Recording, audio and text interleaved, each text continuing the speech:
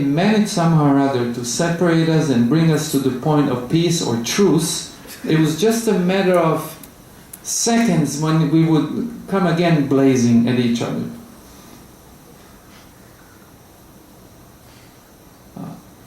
So what King Prithu here is glorified for, that he did 99 of these sacrifices and he was about to finish the 100th. And Indra was doing everything wrong. Indra here was the culprit.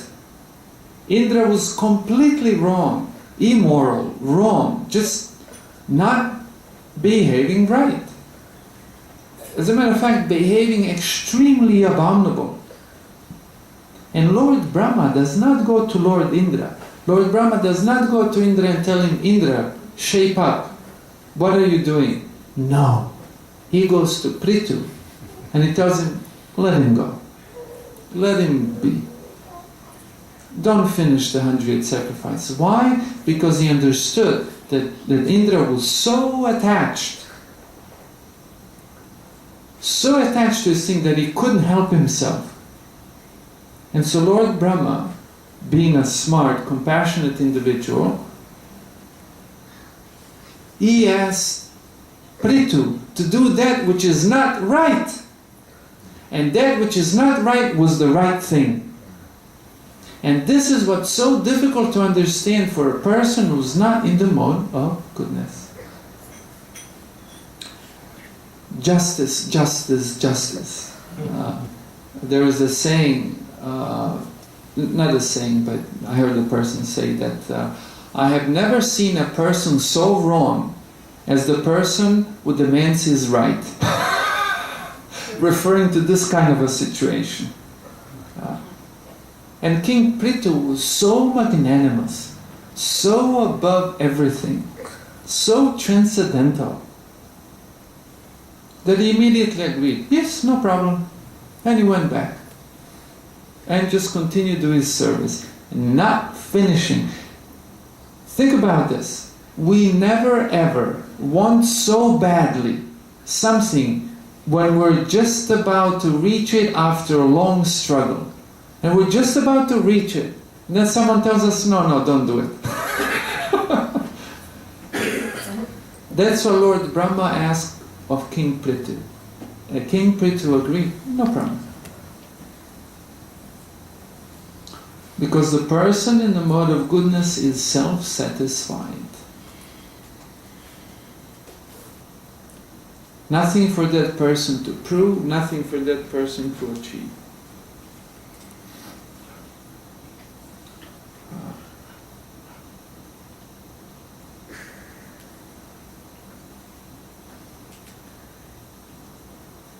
So what's the moral of the story?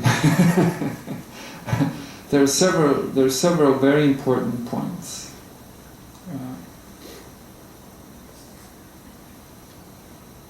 Prabhupada gave that example of, I mean, it's easy to speak of this, but when we find ourselves in these kind of troubling situations, then we're really tested, and for the most part we fail many times, and after failing many times, it's okay. But as long as we learn, as long as we at least eventually then pass the test. But if we continue to fail and not to test and not see the lesson in it, then that's rather sad. Now we're all here, we're trying to become pure devotees. Most of us are not pure devotees. But at least we should strive to become pure devotees. And as we learn from this section of the Bhagavatam, which is quite a lengthy section in the fourth canto, comprising most of the fourth canto,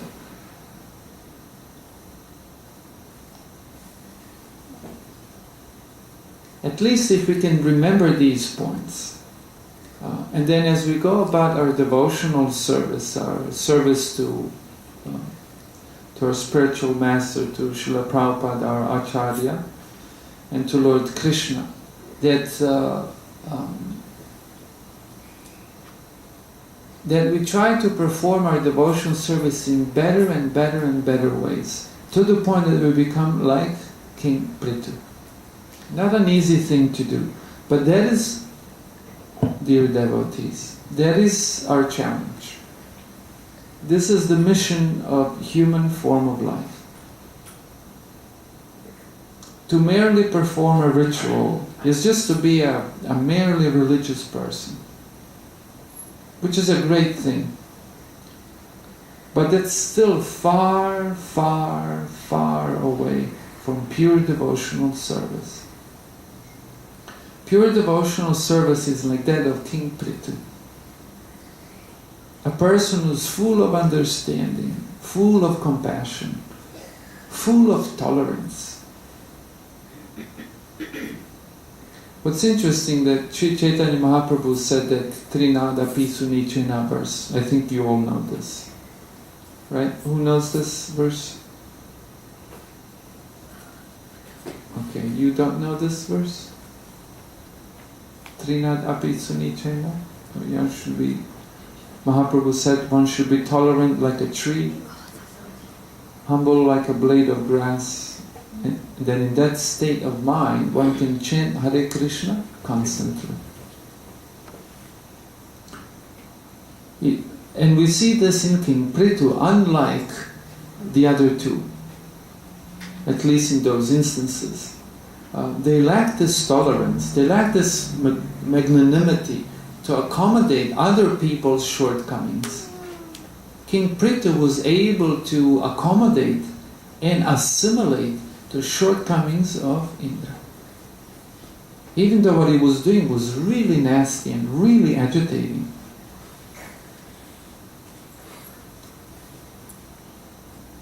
How could children ever grow up if parents are not tolerant? How could a student ever become a pure devotee if the guru is not tolerant? If our gurus demanded from us pure devotional service right from the beginning, we would get nowhere. But we come to the guru, contaminated as we are, and we ask for a chance. And then we do a little bit of service, a little bit of disservice. We're a little bit nice and we're a little bit not nice. And the Guru tolerates and encourages and sometimes gives us hot sauce, sometimes sweet sauce. But all along just tolerating, accommodating our shortcomings so that we have some room to grow. And this is what we all ought to become. Not a small thing to ask. Not a small thing to ask.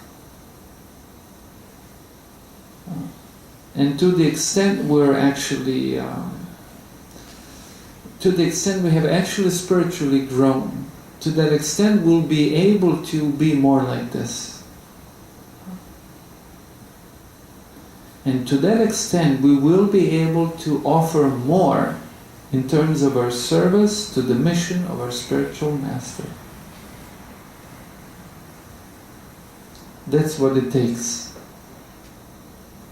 Having many skills is very useful, but ultimately this purity, this maturing of consciousness is the most crucial element.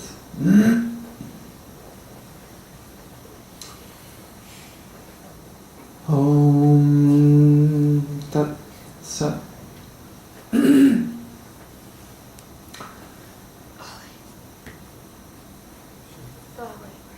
Are there perhaps any questions or comments? It is 7:10.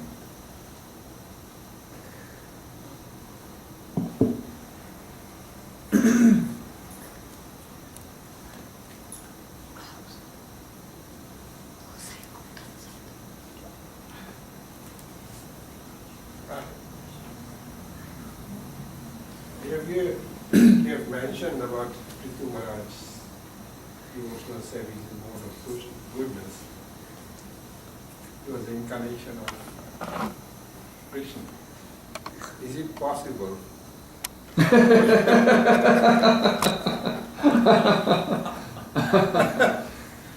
Is it possible for a non-incarnation?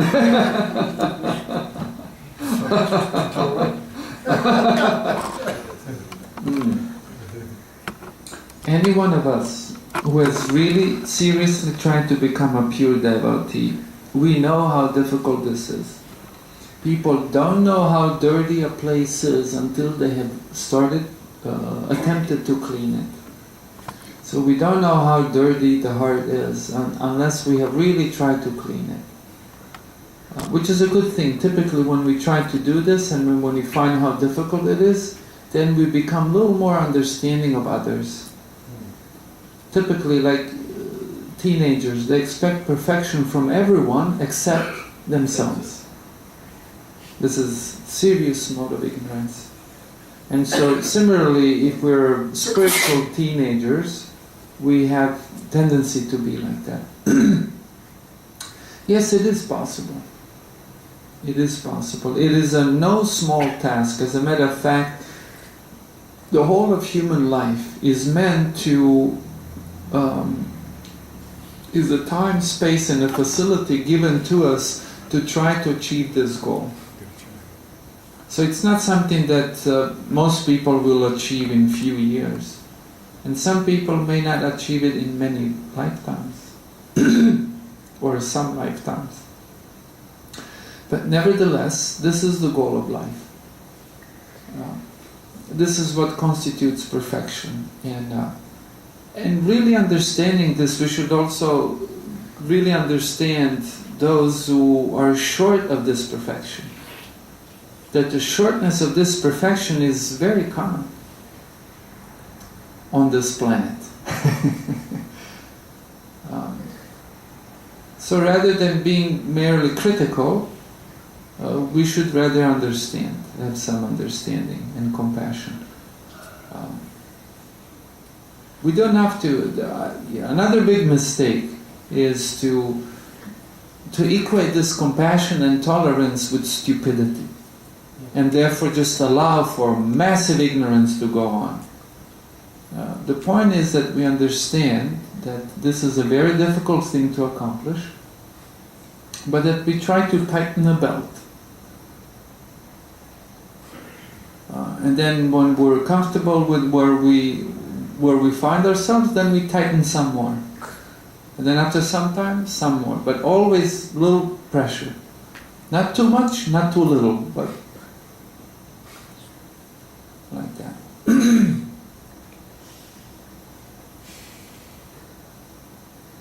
And for the most part, we will find that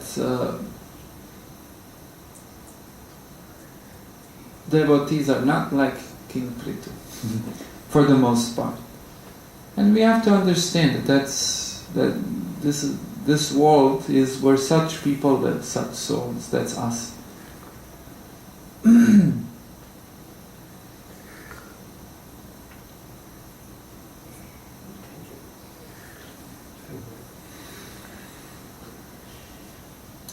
Okay. Anything else? Yes. Maharaj, I like the point when you said Narad understood Dhruva Maharaj, or child Dhruva that time, and he tried to persuade, but then came up with an output which was beneficial for, finally beneficial for Dhruva Maharaj. So use that passion in channels. Yeah, that's how magnanimous. Do you know what magnanimous means? Magna means same. In Latin, magna is equal to Sanskrita maha, means great. Magnanimous means a great person, of great consciousness, great mind, very big. So, magnanimous person is a great person. So Narada Muni was another very magnanimous person. He didn't just tell him, "You demon, get the hell out of here." But he understood, okay, this person's really stuck to in his conditioning. So we can't change that right now, but we shall engage him in such a way that he will pursue his nonsense, but he'll turn around. And he did turn around.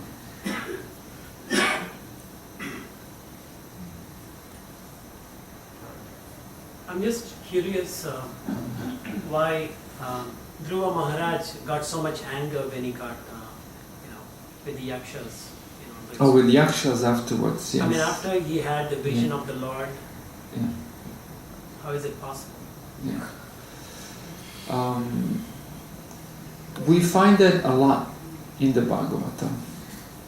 We find, for example, Lord Brahma. We find Lord Vishnu shaking hands of Lord Brahma. Literally, he shook his hands. It's not like in the West people shake hands, but in India people clasp hands like this. So Lord Vishnu, Narayan, personally clasped hands of Brahma and congratulated him for his job and gave him blessings. And by those blessings, Lord Brahma was supposed to not be influenced by ignorance ever. However, later on in the Bhagavatam, we find Lord Brahma being in ignorance again. And our acharyas noticed this when the Chartusanas, 4 Kumaras, they asked one question of Lord Brahma, and Lord Brahma was confused, didn't know the answer. And our acharyas noticed, he's in ignorance now. But earlier he was being blessed. So how is this possible? So everything can change. In the Bhagavad Gita we hear that typically when one goes back to Krishna, does not come back again. So where did we come from? So it does happen. Rarely, but it happens. So similarly with Dhruva, even though he became a devotee, became a pure devotee, but later on had a bit of a bizarre episode, and it's there in the Bhagavatam. Brother's death.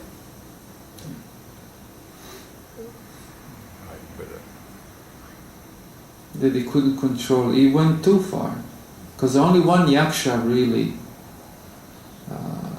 If he wanted to avenge his brother, then he should have just dealt with one person, but not everyone.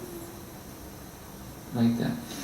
Now, if there is anything else to this story, there could be more dimensions to this story, but I am not allowed to speculate, because it's not stated in the book itself, nor it is stated by our acharyas. So there might be more dimensions to the story.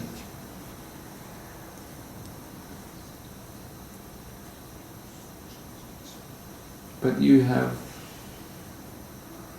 astutely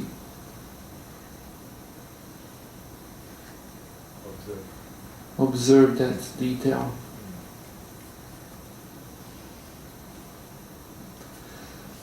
In the 5th canto of the Bhagavatam, beginning of the 5th canto of the Bhagavatam, Srila Prabhupada discusses the nature of fall down, like the nature of falling down from a spiritual platform onto the mundane platform or consciousness.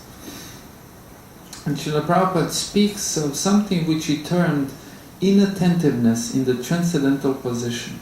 So one can be transcendental, and due to inattentiveness in the transcendental position, one might be exposing oneself more than needed to the influence of the 3 modes, to the point that in one point one may actually come under the influence, even though the person was in the transcendental position. And then Prabhupada commenting on this says that even a liberated person should therefore be carefully following rules and regulations for one's own protection. Even a liberated person. So from that we can understand that if we apply that to the example of Dhruva, then we see parallel there. because under intense situation, the grief of the death of his brother. There was a brother from his stepmother, the very person who offended him bitterly. But he had so much affection still. That's why he was so offended. Nothing hurts as much as when the person who you love hurts you.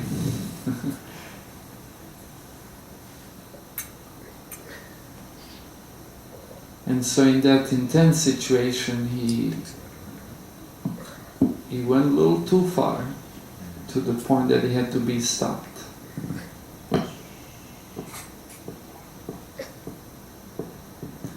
We find that also when, after the death of King Parikshit, a sacrifice was performed to kill all of the snakes in all of the creation.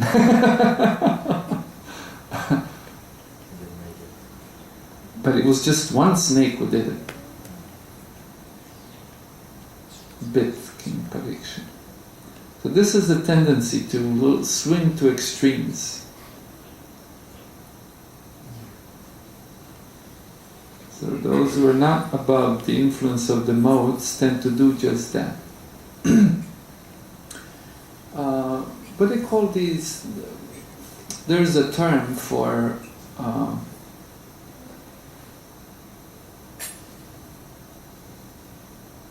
it happens a lot, and we especially find in primitive places these generational grudges.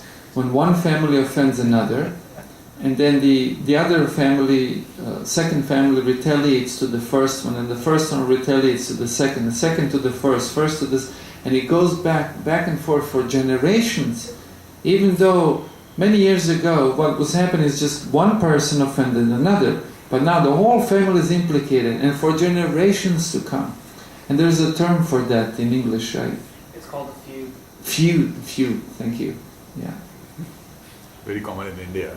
Very common in India. Is that, it's typical of people of not fine consciousness, under the influence of the modes. And lower the modes, more you find of that. We experience that also, we as devotees. Sometimes we have beautiful relationships, and sometimes they kind of stall.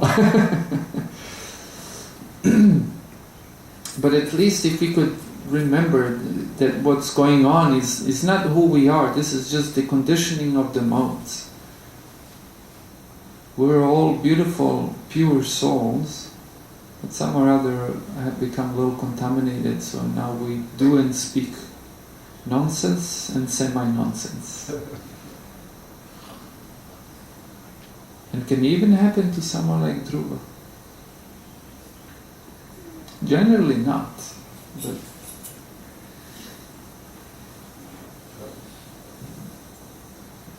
okay, anything else perhaps? Oh yes, Prabhuji, sorry, you had a hand, I apologize. Hare Krishna. Prabhuji, you mentioned that Taksha started and the one person in ignorance brings down everybody else's. Is that my understanding correct? Is it, they were not ignorant, or he brought them into Not quite, because you see, the modes, it is not that one person who became ignorant therefore made everyone else ignorant, but the modes, they offer themselves, but they have no power until we accept them. The mode of passion, the mode of ignorance says, punch him right now. And we say, okay. And then we do it. So the mode of ignorance in this case was offering itself. But it had power only when we accepted it. The soul always has the power of choice.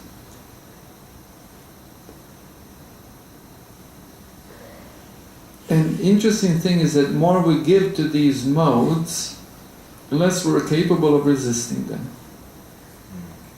More we tend to accept them, their offerings.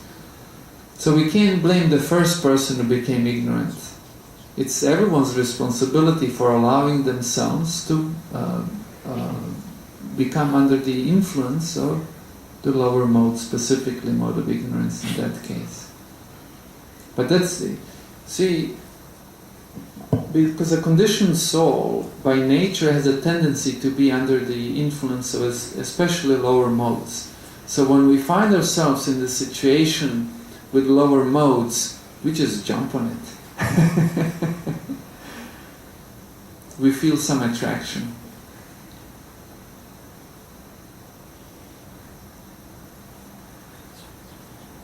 Like that example Sri Prabhupada gives.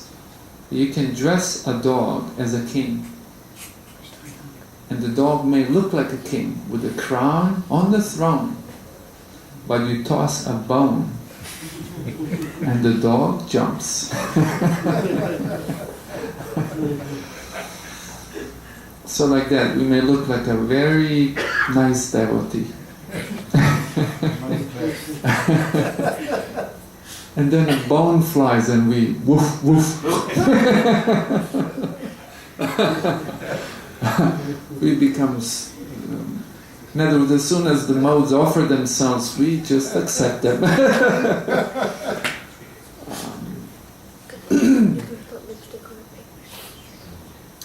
But again, no need to be too critical of devotees for falling for this, because we all do. And we see in the Bhagavatam that it happens even to people such as Daksha, such as Indra. Indra is not a Joe Schmo. Lord Indra is Lord Indra. And in the Bhagavatam we hear so many instances in which Lord Indra really had a bad time. Someone may even think that Lord Indra is a bad person. No, these are specifically given for us to learn from. Lord Shiva also, when he was running after his own daughter. Brahma, excuse me.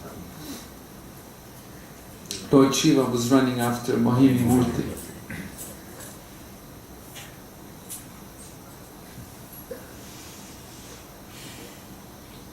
But that's quite abominable for a father to think about that of his own daughter.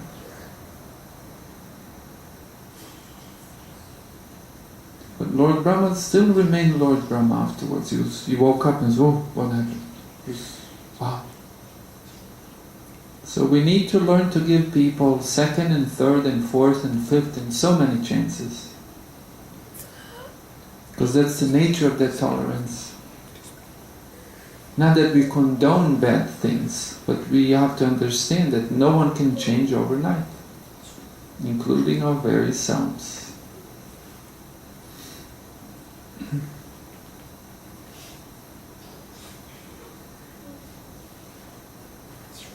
Thank you. Yes. Quick question, Maharaj. May that be the last one? Is it? Because Last question. we're doing time-wise. This will be 7:30. It's okay, okay. So you have to stop me. Since we follow Acharya in our Sampradaya, Srila Prabhupada, and we have a standard of how we do things, right? Prabhupada has set up a standard and everyone's following it. So my question is, for example, on Shivaratri or something, or people are offering to Lord Shiva, but we, as followers of the Acharya, I mean, I had some disagreements with some devotees, but my understanding is that we offer to Krishna, that is the system, and then we can offer to Lord Shiva. Or we can offer directly to Lord Shiva, because that's a contradiction, because that's our parampara, this is what we follow. But then, how we kind of... That's an excellent question. As a matter of fact, I was in a very similar situation in India a couple of years ago. And we were somewhere in South India, and I collapsed due to heat. I really don't do well in heat. And it seems with years I less and less tolerate heat. That's why I haven't gone to India. It's been a few years. So I was with a group of 15, 20 brahmacharis. And so they went alone. Actually, they were guided by a god brother of mine. He took him to some temples, and they visited also temple of Lord Shiva. And then the local priest brought him Shiva, Mahadev, Mahaprasad. And they refused. And the priest was unhappy. But they wouldn't take it. And they came back and asked me what I thought of it. And I thought them they did good. They did good. Why? Because we as Gaudiya Vaishnavas, we take the vow to take only Krishna Prasad. And if we take Shiva Prasad, we take only if it's Mahaprasadam, meaning that it was offered to Krishna, then to Lord Shiva, then we take it. But if someone, see, what makes prasad? That's described in the Bhagavad Gita. Patram pushpam palantayam, that 9, 20, whatever the verse is, 6. Srila Prabhupada comments that what makes prasadam is the bhakti of the devotee. So it has to be made with bhakti by a devotee and offered with bhakti to Krishna. Then Krishna may accept it. Then it is considered prasad. Now these priests of Lord Shiva, they're not Krishna bhaktas. And they very often think that Lord Shiva is supreme. And they don't cook with bhakti to Krishna. Neither are they bhaktas. Neither do they offer it to Krishna with bhakti. We can accept that. We honor Lord Shiva and will gladly take Mahaprasad, just as I would take Mahaprasad for many of you. Let alone from Lord Shiva. But whether Lord Shiva then offers it to Krishna, I don't know. But, so that's our vow.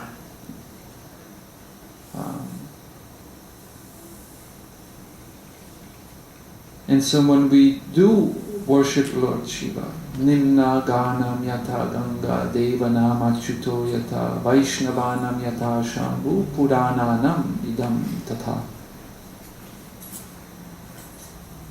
Welcome.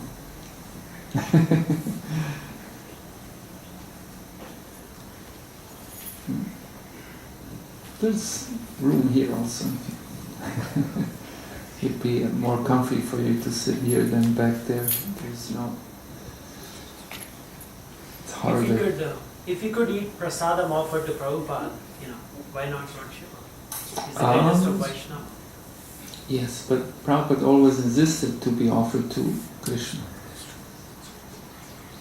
And when we offer it to Prabhupada, we don't just offer it to Prabhupada, we offer it to Krishna with knowledge. Typically in the temple, when we offer bhoga, it's offered to Prabhupada, then to Mahaprabhu, then to Krishna, like that. Like if you are feeding some Vaishnavas, let's say, and remnants we take Yes. because it benefits us because they are Vaishnavas. So, let's say if you're not offering any prasad, but we are offering to Lord Shiva because he's a Vaishnava, and then we take the remnants. Can you say that again? I just missed one section. So if we offer, let's say if you feed Brahmanas, even if it's not prasad at all, and then the remnants we can take because it's offered to Vaishnavas? I don't. No. No. First, what kind of Brahmana would eat bhoga? Traditionally in India, and we find this in Chaitanya Charitamrita, for example, that there's reason why Mahaprabhu and traditionally sannyasis and brahmanas, etc., would take prasad, take food only from the houses of brahmanas, because all of brahmanas worshipped Shalagram Shila, and the food was always offered to Vishnu in the form of Shalagram.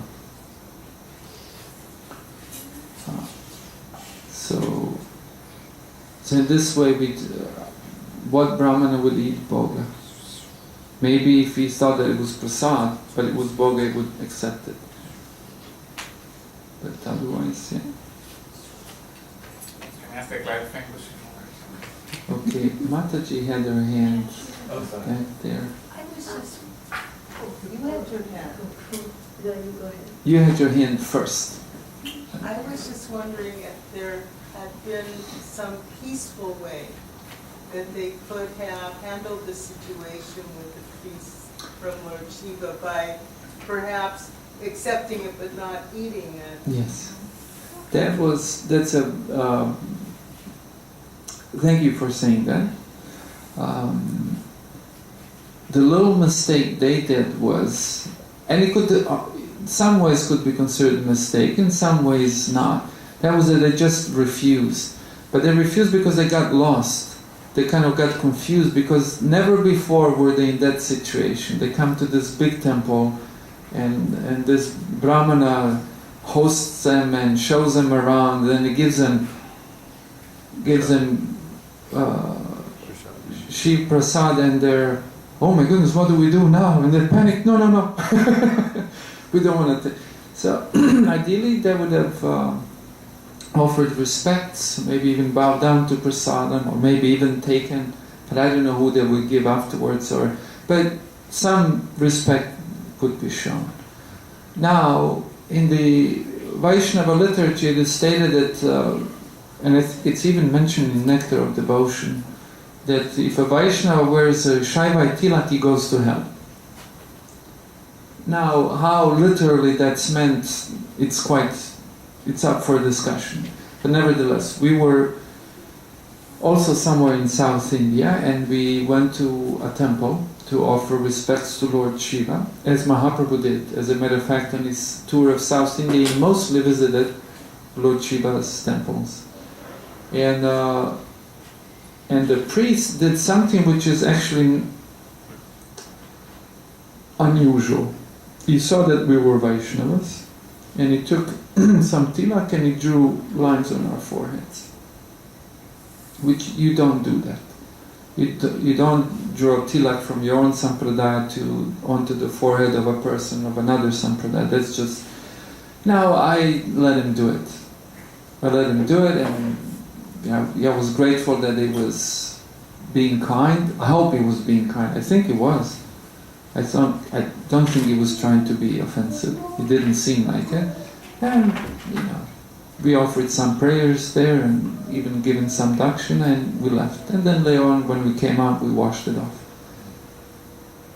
So it's, even in the Bhagavad Gita, Krishna says, there's no need to disturb the minds of the ignorant. So the austerity of the speech is to speak pleasing words, but also those words should be truthful and they should be beneficial. So in other words, we ought to strike a good balance. If we cannot hurt the feelings of the person, we should try first to do that. So yes, they could have maintained their standards and not offend the person.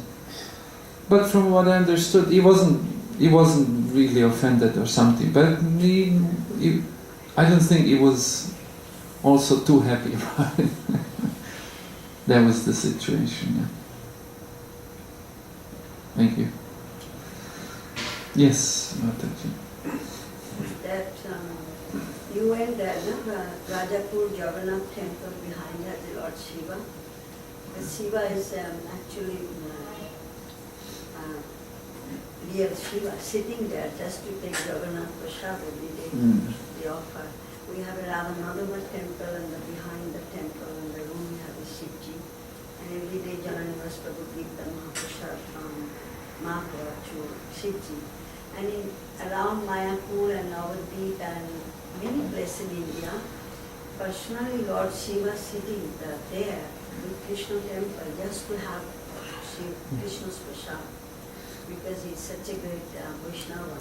So he wants. So we should always think about that when we offer to Lord Shiva, as a Vaishnava, we must give Krishna's Prasad to Lord Shiva. He will be double happy, not just giving him directly. Well, in it all, there are a few more dimensions to the situation. One dimension is bhava or bhakti. The nature of bhakti, the nature of any devotion is that it is exclusive. For example, people when they marry, if the husband goes around with other women, then the wife will be very offended, because that is the nature of course that's not quite bhakti, but it's got some elements of it. And we see how that nature of bhakti is reflecting in this world in some sense. So the nature of bhakti is that it's exclusive. So we exclusively give our devotion to Krishna. But that doesn't mean we have no respect for other deities. We do. We have a lot of respect. But as Vaishnavas, especially as Gaudiya Vaishnavas, we exclusively offer our bhakti to Krishna. That's why we take only Krishna Prasad. This is the vow of a devotee, someone who's devoted to their deity. We find, for example, in Chaitanya Charitamrita, when Jagadananda Pandit, who was a feisty fellow, apparently has a bit of a fiery nature, when he went to Vrindavan, he was told to stay under the care of Srila Sanatana Goswami. And when Sanatana Goswami was cooking lunch for them, he saw that he had some cloth, orange cloth around his head. And Jagadananda Pandit felt very happy because he saw that the cloth belonged to Mahaprabhu. And when he found out that the cloth belonged to someone else, he took a rock and he wanted to hit Sanatana Goswami with a rock. He was so mad. So the lesson here is, not to use rocks. But this is the nature of bhakti. It's not that it was expected from Sanatana Goswami to hate everyone and love Mahaprabhu. But the nature of bhakti is such of devotion that you're exclusively given to the Ishtadev, the Lord of your heart. And he was disturbed that you're a devotee of Mahaprabhu. Why would you decorate your body with any other cloth except his?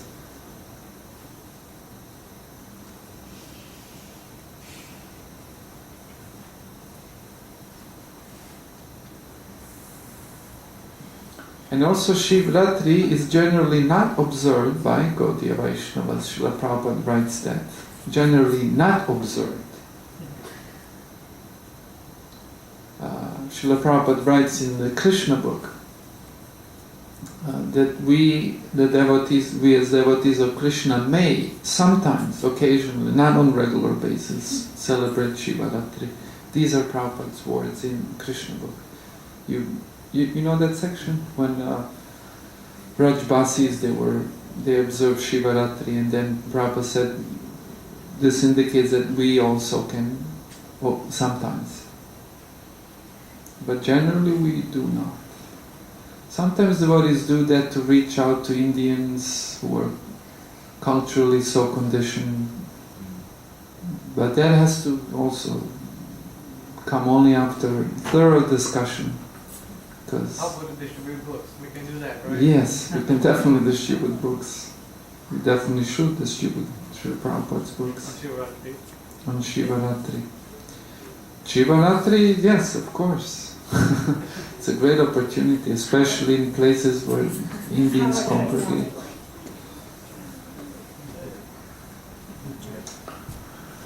Okay. Quick clarifying. Time for Well, she had one.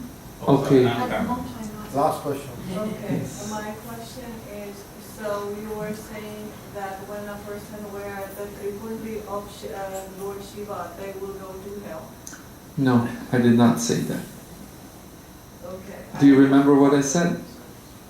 Or you just heard that? If a Vaishnava wears that, I think. Yeah, and what else did I say? Well, I was a Shivaite before I became a Vaishnava. No, but just one step at a time. Did you hear me say anything else on that right after I said that? If I did, I blocked it. I was pretty strong. Okay. Yeah, I said that it is stated in the scripture that if a Vaishnava wears a 3-line Shaivite tilak, that he goes to hell. That's statement of the Shastra. So, and then I said, but how absolute of a statement that is, it's up for discussion, right? I might have used some other words. I can't quote me. You remember me saying that, right? So, in other words, at least one message that we can get from that is that Vaishnavas don't wear Shaivite tilak. And because there are many intense statements in the Shastra which are not absolutely true. They're known as Shastric exaggerations, which are meant to drive some point in our head. Because typically when a person is asleep, then they need a bomb to explode so they can wake up. So some Shastric statements are like this, very, very intense, even though there is no reason to be so intense. So I wore that tilak and I don't think Krishna will send me to hell. As a matter of fact, I'm quite sure. But the cultural understanding by tradition in India is if you're a member of one sampradaya, the member of another sampradaya does not come and put their tilak on your forehead. And so when I said that was the introduction to the scene where we were in India and a Shaivite priest put Shaivite tilaks on our foreheads, and we didn't object. For the sake of being polite and not unnecessarily causing trouble.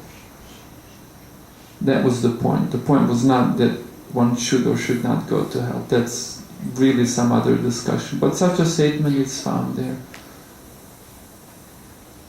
Is that okay? Yeah, that's okay. And I also is like, so we are not, one of the 10 rules that are stated in the book by Prabhupada is not to down talk, any Vaishnavas. Any? Vaishnavas. Right. So one of the Vaishnavas, the ultimate Vaishnava is Lord Shiva, and I have been a devotee through Shiva. I became Krishna conscious. But the thing is, to talk like that, just like, no offense to Ronald, but it's like, saying, okay, on that day we are distributing the books. That's fine, you're supposed to distribute the books because that is the rule of ISKCON, of Srila Prabhupada. But to show degradation to Shivaitis or any culture, Christian, Catholic, or anything, I think that is where ISKCON gets its a bad name, is because we are constantly making the other people, whoever is worshipping other deities, it's like not to take their prasadam. Okay, could we Yes. say Sri Vishnu? It is very important to express ourselves precisely. I would greatly disagree with you that ISKCON as a society encourages or does that. That some individuals do that, I assume that there are individuals who are unbalanced and who may act in an unbalanced way, and which may be perceived as offensive and unpalatable by some other people. I have seen that, so it's happening.